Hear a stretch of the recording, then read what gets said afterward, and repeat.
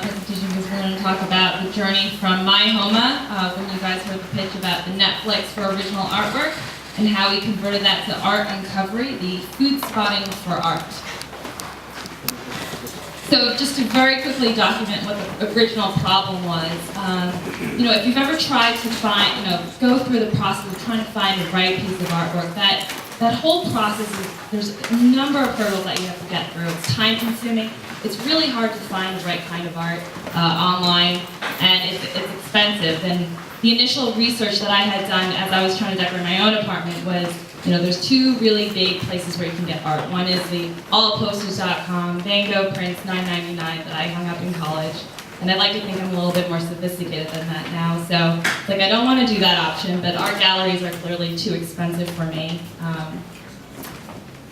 So my proposed solution on Friday was, why can't we create a Netflix option for original artwork to make it accessible, affordable, and fun for everybody? And that was kind of where we had originally started. And once we had formed a team, we decided, well, let's figure out who would actually be interested in doing this. Let's go out on the streets. We did a number of different campaigns. One was a Google Words campaign. Okay, well, first we did this, where we created a Google Words campaign to see how many impressions we would get and actually how many people would want to click through to learn more. We had around 150 or so impressions in a few hours and 0 click-throughs. We also did a survey gizmo, which we spent probably 3 or 4 hours trying to conduct or come up with the right questions to ask. We also had 0 respondents. And thirdly, we actually went out into the streets, going to art galleries, talking to potential art customers and artists themselves. And these are kind of just some of the initial findings that we found. The first most important thing is that artists really want to feel appreciated. This is actually a quote that someone said. They said, "You're taking something very personal and important to me and reducing it to cheap decoration for people who don't really understand or care what I'm about." Yes, it's great to make some money, but for a lot of these artists, it's really it's their babies, and it's not something that they want to loan out. They want a marriage, not a date. Secondly is a lot of the art enthusiasts that we were trying to target, we discovered they actually want to own the art that they love. They said that this is something that if I really like it, I'm actually just going to pay for it. I wouldn't want to rent it. And these are pieces I want to pass down to my daughter. That's another actual quote that we got. And the third we also realized is for those that were actually willing to participate, we're a little bit more in the low end, like kind of college students, or people who sell original artwork in maybe in the $300 range. And to actually conduct some sort of rental business, logistics of that is incredibly expensive as we started researching the shipping and handling fees, and the fact that art is also non-standardized, that the logistics of that actually does make the business not very viable. So, actually, do you want to? It's okay. Okay, so very quickly, just as we went through this, we kind of did like we had a real lesson in what the art ecosystem consists of. And there's kind of 4 major players. One is the artist and the importance of a provenance mark. What we realized is that artists have a very close identification in terms of their reputation and brand, which is closely aligned with the gallery or the location that they're associated with, as well as the owner. Second is the gallery. A lot of the galleries actually serve as gatekeepers to the art world. And what we learned that there's a 20-to-1, about a 20-to-1 ratio for the number of artists that actually exist. There's only one gallery that could, in terms of supply and demand. Art enthusiasts. The other thing is that a lot of people actually love discovering the art themselves. That whole journey and that process is something that they take great satisfaction in. And finally, art collectors, investors. They're always trying to identify what's the next big thing. So what we really decided was what we want to help solve is help artists find that right audience. And this is where we actually start to pivot. I'm going to hand the mic over to Sanford, who's going to delve on that. I got a minute. So basically, here's the way it plays.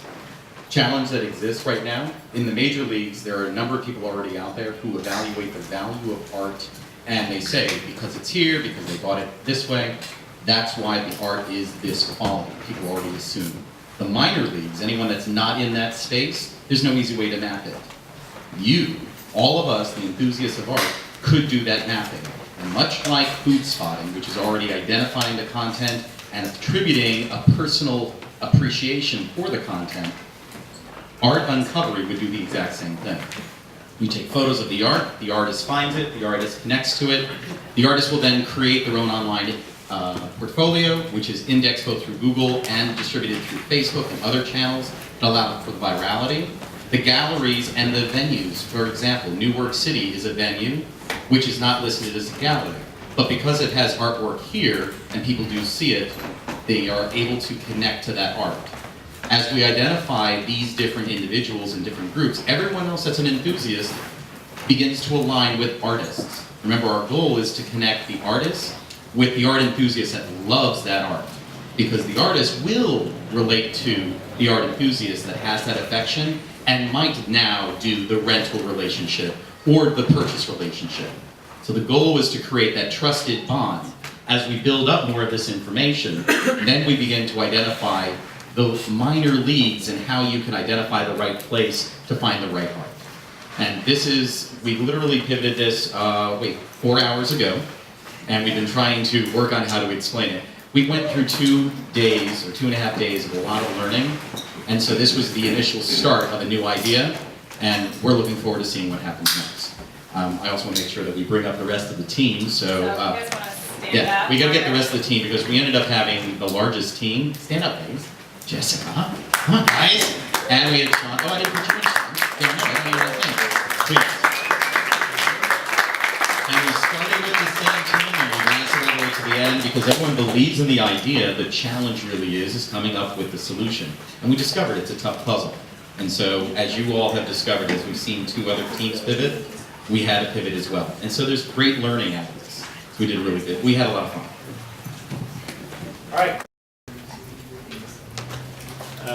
Often art appreciation is seen as fairly self-congratulatory in terms of reflection of personal taste and budget rather than appreciating the artist directly himself or herself.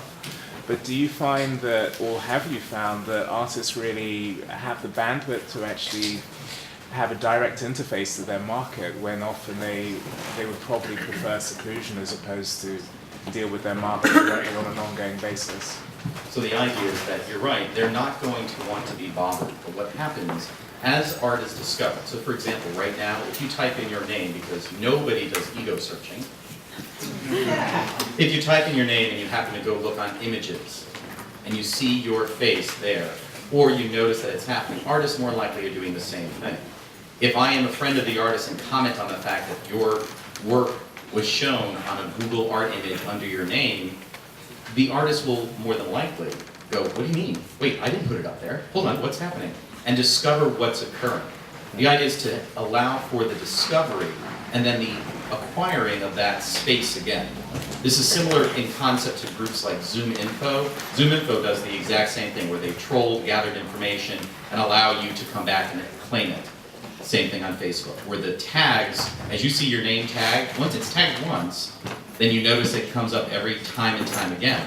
The service that we're planning out on the product roadmap would allow that when other people identify your content, your artist work, you'll then know once you've signed on to say, hey, this is my work, and be able to identify it. Deliella, can you please come set up your stuff?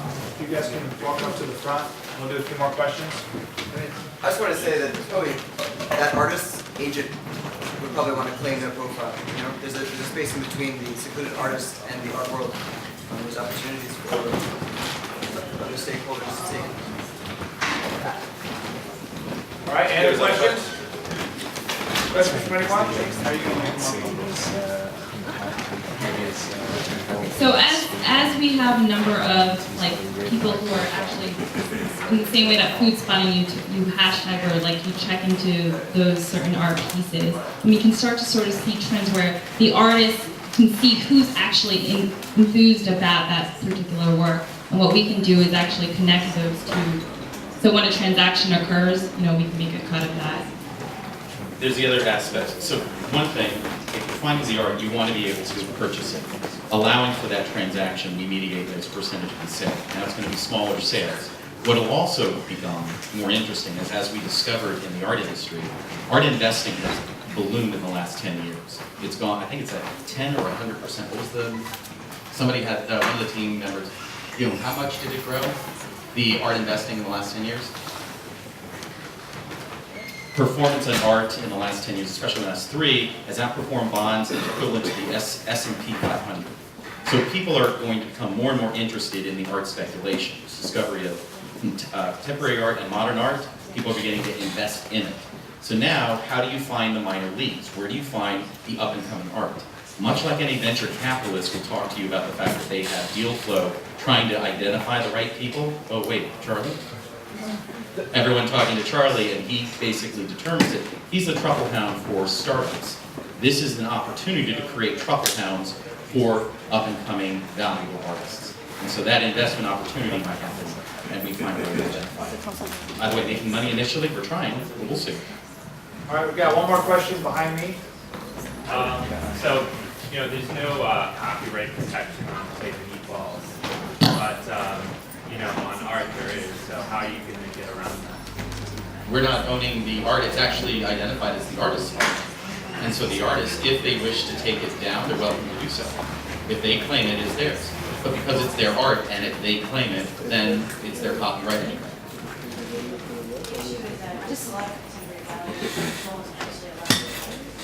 Right, and that's fine, but you'll be able to, as we get to the contemporary galleries, as we get to the contemporary galleries, they don't allow it to happen. One of the things we're expecting are people are going to surreptitiously take photos because they want to be the trend spotters. Secondly, as the contemporary galleries begin to discover that they need to be identified in the space, they will then actually validate that the artist is in this gallery. The nice part is, just like a pedigree of a horse or anything else, all art has a similar concept. We were trying to find the right word for it, and the providence was one of the phrases that we heard as we investigated outside. So every art, provenance, sorry. We didn't know what it was, we kept trying to find it. But, oh, by the way, our entire team, no artists whatsoever. We only had Sean, who basically tried to train us. So it was the funniest thing, we were having such a challenge with it. But the goal was to find a way to create the provenance from the minor leagues to enter into the major. And that's it. You want to ask a question? Yeah, quick question. Did you guys came across any interesting precedents during your research? Like whether it's in US market or possibly in European market or Asia market? There's a company called Art Index, which right now is doing it for the upper echelon. They have, it goes back to 17th century of all the prices and purchasing of all of the pieces of art that they have, and there's 17 million. It was an insane number, but the idea though, it's the higher end. No one's taking care of the people below. Right. And we haven't seen anyone that's been successful in doing it yet. All right, that's all the time we have for questions.